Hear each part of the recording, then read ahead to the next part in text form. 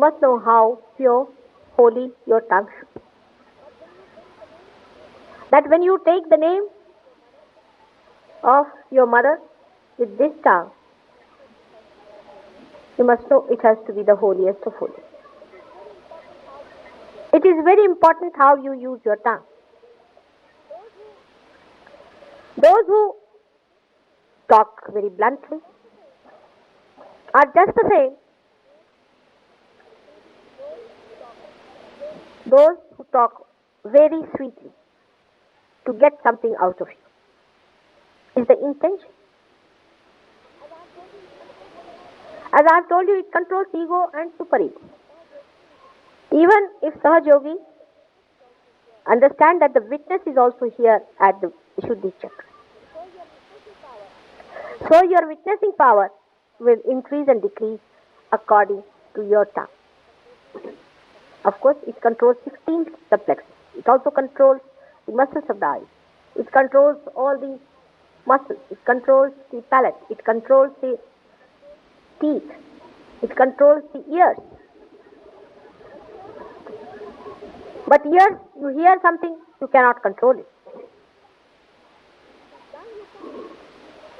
Tongue you can, because that is the thing which releases, which goes out.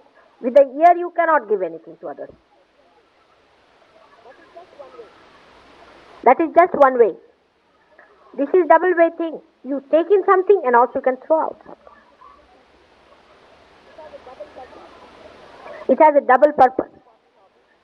It is a very important organ, and that's why we have to look after our tongue. When the Kundalini is rising, that means one thing is there, that your attention has become subtle, from gross to subtle. But it has to become subtler and subtlest, and then it has to go beyond that. By becoming subtle, only it comes up through the Agya. Because Agya is just like a hole in a needle. So it penetrates through that, with the subtleness. Because of that subtleness, your attention sees everything, but in a subtle form. Now this is a new experience for you. That's why you do not recognize what is that.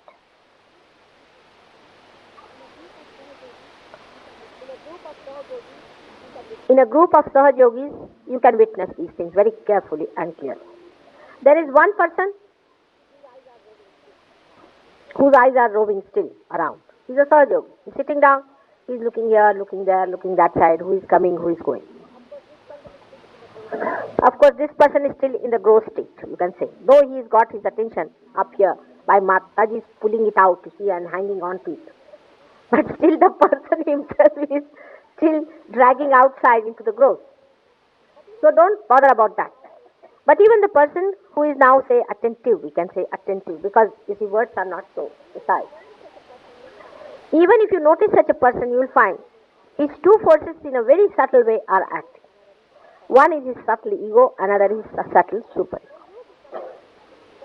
When you become subtle, suddenly you get also powers of the subtle. Let us see the ego side of it. You start feeling inside yourself in a very subtle way that you do not recognize that it is ego. It is too subtle to be recognized. That you have got powers now to cure. You start feeling that now you have powers to raise the Kundalini. See how it goes down sedimenting into you. Then you start feeling you have powers to express yourself. Because you think you have learned Sahaja Yoga, and now you know the essence of it, and you can talk about it. This subtle ego develops into you. And the fourth type of subtle ego develops when you see the other person's super ego is developed. That is the most dangerous.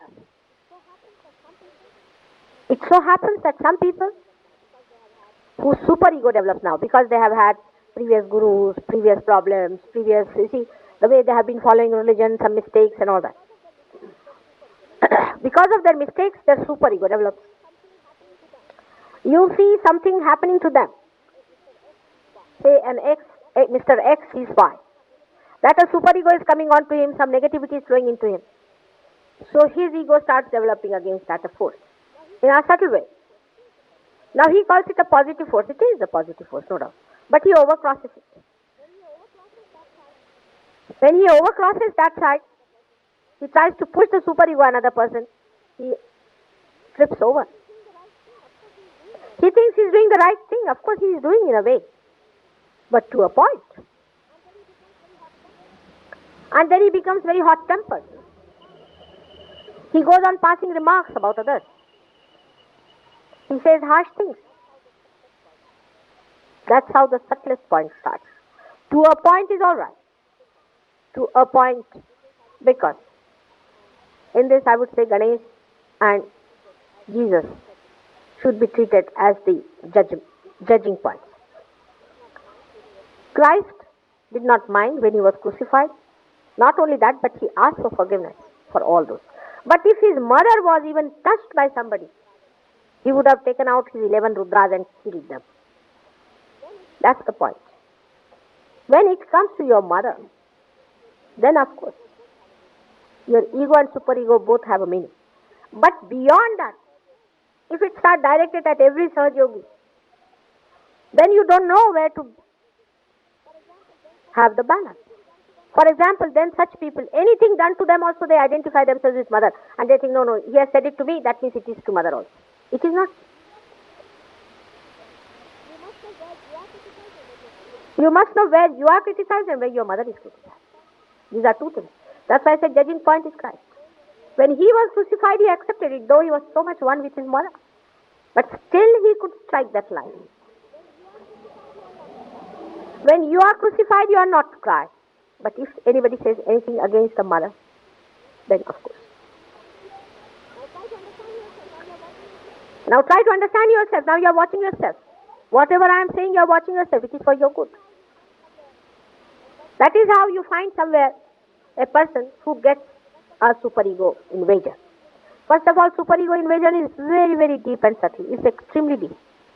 It comes into you in such a manner that you do not understand it.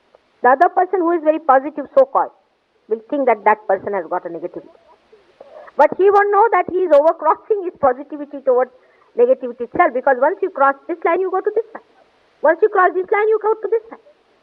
So immediately you are becoming negative once you cross this point. And it's the Sahasrara, is the Brahmarandra. Beyond the Brahmarandra, if you are pushing down, then you are crossing to the other side. You are playing into hands of other people.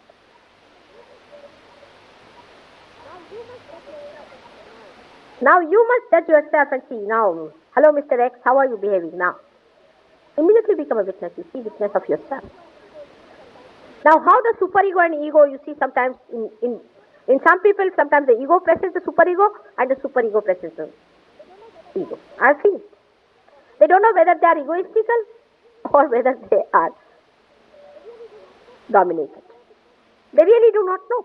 They cannot decide. Because it's such a going on, wobbling all the time. That's why I say better. You must sit down, settle down. See for yourself. Am I settled? Watch within yourself. Even you can feel the force. Actually, you can feel the force moving from this side to this side. You'll feel the force moving from this side to this. Try to bring it in the center. Now, ego and superego, when they go on like that, you can say wobble one to another. It happens like this. At one moment, you start feeling dejected, frustrated. Hey, sister, nonsense. Yeah. The other moment, you sit on yourself. Sit on others. You ask others to get out. This is bad. I didn't like that man. That fellow came. That fellow caught me. That thing happened. This thing happened. Two extremes you move to. That's not the way to Sahaja Yoga. Sahaja Yoga. Sahaja means that you are a witness. Sahaja. It has double meaning. Sahaja is normally used for a word which is simple. You are in a Sahaj method. Means you are a witness. You watch it. Look at these trees. They are just witnessing. They are not saying anything. They are just there. It is to be. It is just to be at this point. Are we that? Every movement dealing with anything, then you will not have any organizational problems. You have organizational problems because you are not a witness. You will find two types of people. One who will say, I am suffering too much. The others will say, no, not me. Then they interchange also. See, their attitudes interchange. You can mix them. But you can just know where to stop it. You become a witness, silent. After talking for 1 minute, you just become silent. That's the best way. I think I can say a practical way. Is for your tongue is to be silent. As far as possible to be silent and be watching.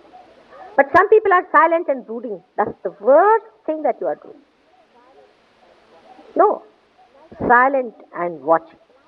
Neither brooding, not planning how to hurt others. And then suddenly a sentence will come out which will be so filthy, so cutting, so horrid, so full of venom that you think from where it has come, oh God. Such silence is absolutely useless. It should be like a river flowing. The river has its own depth and on top it is flowing. It's just 1 mile. That kind of a silence one should have. Not a forced one, but a silence of a witness. Even such a person is talking inside the flow of the silence. You are one with that silence which is filling you up all the time. And you can witness that in every leaf, in every movement of the leaf, you see the silence flow. They do not speak, but they manifest. In the same way, you do not speak, you manifest. Of course, human beings are higher than them because they speak. But if speak becomes a burden, a problem, a cutting instrument, it is better not to speak.